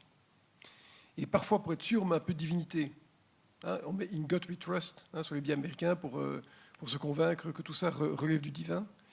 Mais donc c'est ça l'histoire, c'est que si à un moment on perd la confiance dans la monnaie, quand la monnaie meurt parce que l'État n'y est plus associé, que les monnaies redeviennent privées, ça crée un problème d'absence d'investissement et de thésaurisation. Si vous n'avez plus confiance dans la monnaie, vous n'allez pas investir à long terme. Parce que vous allez vous dire, ou vous n'allez pas mettre de l'argent sur un compte pour une dépense demain. Parce que vous allez vous dire, mais qui me dit que cette monnaie va encore exister? Donc il faut un attribut de confiance. Mais ça ne répond pas à votre question. Votre question est de savoir, mais quelle est la légitimité démocratique d'une banque centrale? Et en fait, parce qu'on l'a voulu indépendante de tout pouvoir politique, on l'a dépouillée de tout contrôle démocratique. Beaucoup plus en Europe qu'aux États-Unis. Parce que le président de la Banque centrale européenne, il doit aller, je crois, une fois par an au Parlement faire un Q&A, comme on dit, assez lapidaire. Aux États-Unis, ce n'est pas la même chose. Il y a une commission, je crois, du congrès ou chambre, ou je ne sais plus, enfin, en tout cas, où il faut s'expliquer. Donc, il y a une interférence politique beaucoup plus forte. Oui. Merci pour cette réponse. J'aimerais laisser aussi Aline Farès rebondir, puisque une des idées que vous avez émises tout à l'heure, Aline Farès, était justement sur s'interroger sur la légitimité de la Banque centrale sur laquelle on n'exerce finalement aucun contrôle démocratique. Mais je voulais surtout dire qu'effectivement, sans vraiment répondre complètement à la question, mais je trouve que c'est très important de mentionner qu'effectivement, le sujet de la Banque centrale européenne et son rôle est très largement repris par des personnes d'extrême droite qui développent ces idées-là, qui les font circuler, qui font du coup Enfin, ce qui se passe beaucoup sur Internet, c'est que quand vous cherchez des explications sur la Banque centrale ou sur les banques, vous tombez assez facilement sur des gens d'extrême droite qui apportent des explications. Et certaines sont quand même pas si mal. Et puis, alors, à chaque fois, ça termine mal. Et ça aboutit à des discours dégueulasses. Et puis ensuite, vous êtes renvoyé vers des pages qui développent toutes leurs idées au-delà de la monnaie. Et donc, je pense que c'est super important de mentionner ça et puis de dire aussi que c'est un champ de compréhension, de débat politique, de débat public, de réflexion populaire qu'on doit investir en tant qu'écologiste, en tant que force de gauche, etc. Je voulais juste dire ça. Merci pour ta réponse. Pardon, pour votre réponse. Il me semble qu'il y avait d'autres mains levées, dont une dame juste ici. Oui. On va essayer d'avoir un peu de parité également dans les questions. Merci.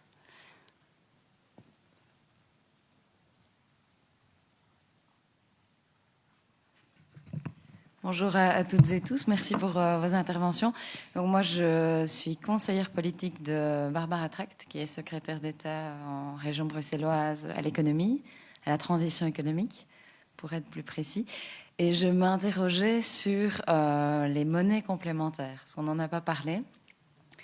Quel est votre avis sur le rôle que ces monnaies peuvent jouer, surtout dans le contexte actuel de crise? Voilà. Sur les monnaies complémentaires, je vais laisser... alors, André Peters a l'air de vouloir prendre la parole, mais en tant que travailleuse chez Financité, je me permettrai aussi d'ajouter une touche, puisque c'est un de nos sujets principaux. Oui, donc le groupe international avec lequel je travaille, donc les éconologistes, parle effectivement de monnaie complémentaire, et la proposition de don, c'est une proposition qui est complémentaire au système actuel. Donc, en définitive, on peut voir ce mécanisme comme étant une monnaie complémentaire, mais qui s'appelle l'euro. Et donc, bien souvent, ce qu'on entend par monnaie complémentaire, c'est faire circuler localement, sur des territoires particuliers. Ici, j'imagine que ce serait en région bruxelloise, une monnaie comme la ZIN, enfin, j'imagine que c'est quelle est celle-là. Alors, effectivement, dans les monnaies complémentaires, je pense que c'est un excellent outil. Alors, il y a quelques années, j'étais un peu sceptique par rapport aux monnaies complémentaires. Aujourd'hui, j'en suis un fervent partisan, parce qu'effectivement, la monnaie, c'est un symbole, c'est un lien. C'est ce qui fait lien entre une communauté. Et si une communauté désire avoir sa propre monnaie, je peux le comprendre. Du point de vue technique, aujourd'hui, les monnaies complémentaires, on devrait plutôt les définir comme étant des substituts monétaires, puisqu'en définitive, si vous créez un ZIN, vous devez mettre en stock 1 euro, et donc en fait, vous créez une monnaie, c'est un substitut de la monnaie, plutôt qu'une vraie monnaie en tant que telle. Et donc la question qui se pose pour les monnaies complémentaires, c'est est-ce qu'il y aurait moyen de créer des monnaies complémentaires locales en supprimant cette obligation de réserve de 1 pour 1. C'est effectivement, alors on arrive à un processus vraiment de création monétaire locale qui peut être affecté à des objectifs particuliers, donc généralement des objectifs publics ou des objectifs de développement économique locaux, etc. Et donc je trouve que ça a beaucoup de sens, d'autant plus qu'il y a une reprise de la question monétaire dans le débat démocratique, puisqu'en définitive, les gens qui sont proches des monnaies complémentaires s'interrogent sur les mécanismes monétaires et donc s'approprient ce mécanisme et très rapidement se reposent les questions que les banquiers se posaient au XVIIe, XVIIIe siècle, XIXe siècle. Et donc je trouve que c'est vraiment une proposition qui est très intéressante. Je serais d'avis, moi, personnellement, que l'on développe beaucoup plus les monnaies complémentaires, mais en les encadrant aussi. Parce que la question, ce que Bruno Coleman disait par rapport à la confiance, c'est qu'effectivement, ce qui fait qu'elle ne fonctionne pas toujours, c'est effectivement qu'il y a un aspect de confiance qui n'est pas présent dans ces monnaies, et que les monnaies comme l'euro, enfin l'euro ou le dollar, mais par exemple la monnaie argentine, par exemple, en Argentine, c'est le peso. Peso argentin. C'est le peso, voilà, il n'y a plus aucune confiance, et cette monnaie est en voie d'évaporation. Mais effectivement, c'est un sujet de réflexion très intéressant et qui permet aux citoyens de récupérer à une échelle plus proche la question de la création monétaire. Donc je me permets de répondre puisque voilà, je travaille avec des monnaies locales citoyennes tous les jours. Je tiendrai à formuler donc ma réponse rapide puisque j'ai vu qu'il y avait encore d'autres questions et que l'heure de fin approche. Tournure de phrase un peu dramatique, mais voilà, c'est le cas. Donc 2 phases pour ma réponse. Premièrement, nous insistons beaucoup, puisque André Peter, vous avez parlé de la ZIN notamment. Chez Financité, donc, nous appelons ça des monnaies locales citoyennes avant d'être complémentaires. C'est-à-dire qu'elles sont créées et gérées par des collectifs citoyens. Donc dans la pratique, comment ça marche sur un territoire ou un bassin de vie. Si on prend le cas de la ZIN, donc c'est dans la ville de Bruxelles, dans plusieurs communes. Il y a des citoyens justement qui se rencontrent et qui s'associent, alors qui s'interrogent en général sur justement le rôle de la monnaie, c'est des personnes qui sont en général intéressées par la transition écologique et sociale, puisque l'idée c'est que ces monnaies soient utilisées par des citoyens dans des commerces qui favorisent la transition. Donc c'est des commerces qui proposent des produits locaux, des produits bio, des produits éthiques. Et donc en fait il y a un effet de levier. Cet effet de levier que l'on mentionne rarement et que les gens n'ont pas toujours en tête, c'est le fait que si moi je veux aller échanger mes euros contre des ZIN, je vais donc dans ce qu'on appelle un comptoir de change. C'est un des commerces partenaires qui peut faire ce changement. Et en fait, ces ZIN sont placés sur le compte d'une banque éthique et durable. Actuellement, c'est la banque Triodos. Donc en fait, c'est les euros, excusez-moi, oui, les ZIN servent à circuler dans l'économie. Et donc ces euros sont placés sur le compte d'une banque éthique et durable, Triodos, comme je viens de le préciser. Et donc en fait ces euros sont capturés et ne serviront pas à alimenter d'autres choses comme la spéculation financière, etc. Et alors la deuxième partie, c'est que ces monnaies locales ont vocation de relancer l'économie locale. Et c'est un petit peu ce qui est en train de se passer avec l'intérêt de certaines communes qui se posent la question de finalement comment relancer l'économie de leur commune et de leur ville. Et donc, elles s'intéressent aux monnaies locales puisque ça permet de capturer l'argent sur un territoire et donc de faire circuler la richesse plus vite. Voilà. Il y avait donc 2 autres questions. Je pense que la personne, excusez-moi, juste derrière était avant. Et je ne vous entends pas avec le masque. Ce serait juste un rapport associé à un mini-rebond pour André Peter. D'accord. Ok, alors peut-être vraiment rapidement, en 1 minute, excusez-moi, et après on prendra juste votre question avant de clôturer. Merci. Bonjour André Peters. Bonjour, excusez-moi. Je vais faire très court. Vous avez dit, Monsieur Peters, qu'il ne s'agissait pas de création de monnaie locale, mais de substitut.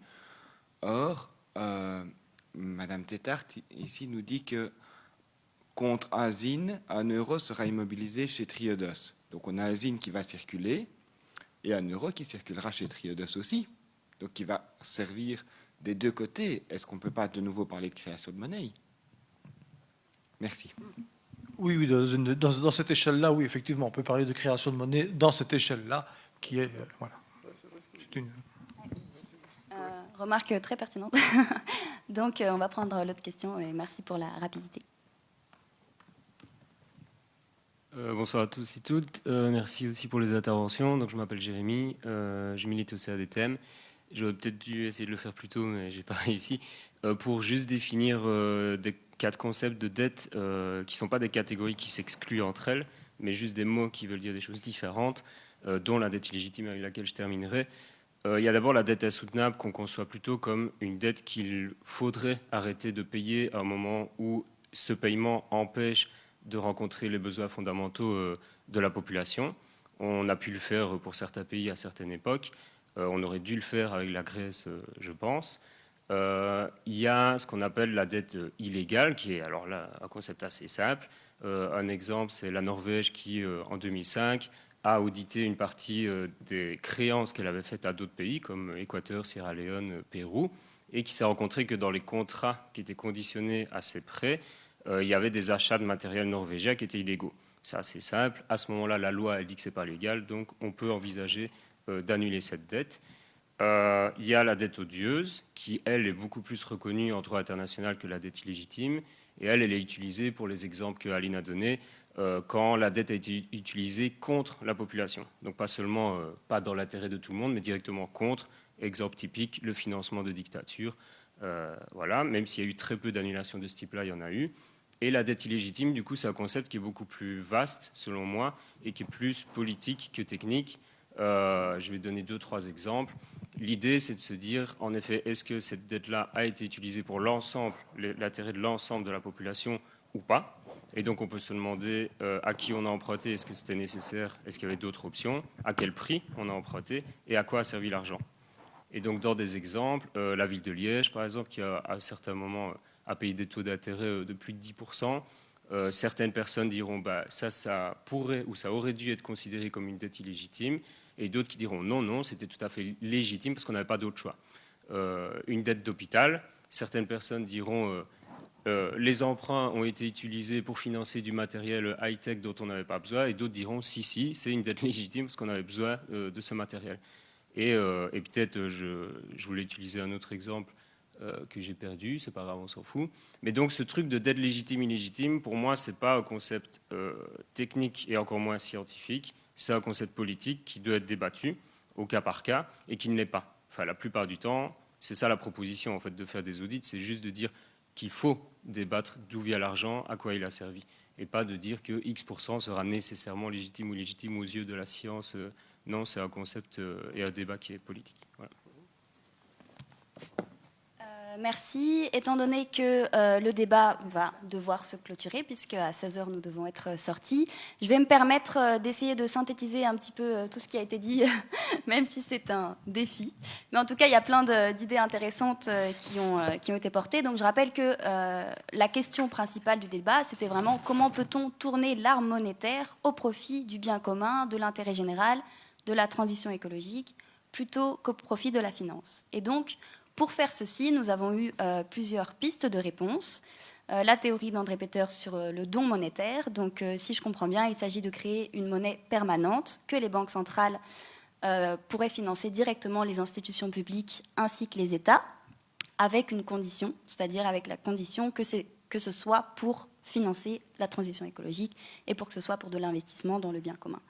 Ensuite, M. Coleman nous a expliqué, lui, que un des problèmes de l'euro, c'est que c'était une monnaie qui avait été plutôt basée sur le capital et donc sur la thésaurisation, et qu'actuellement, en fait, on avait besoin donc de relancer la croissance par l'emploi et que l'euro devait circuler plus pour favoriser le facteur travail. Et alors, Aline Farès nous a expliqué qu'il y avait trop de capital. Je pense que c'est indéniable. On est arrivé à des chiffres astronomiques qui, pour nous, au final, comment s'imaginer ce que représente 3 000 milliards enfin, ce sont plein de chiffres avec des zéros, mais on ne se rend même pas compte de la quantité d'argent qui est en circulation. Et donc, une hypothèse de détruire le capital, donc détruire les dettes illégitimes, ou de reallouer ce capital à des investissements écologiques, c'est aussi une possibilité.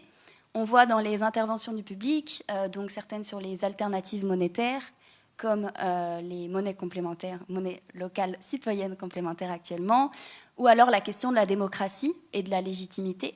Et j'ai envie de dire que, c'est d'ailleurs une citation d'André Peters, quand il y a débat, comme aujourd'hui, c'est qu'on est en démocratie, donc c'est super positif. Aussi cette question de se réapproprier la monnaie, chez l'argent et la finance en général. Chez Financité, c'est une de nos axes d'action, en fait, que les citoyens et citoyennes se sentent légitimes de se poser des questions sur le système financier.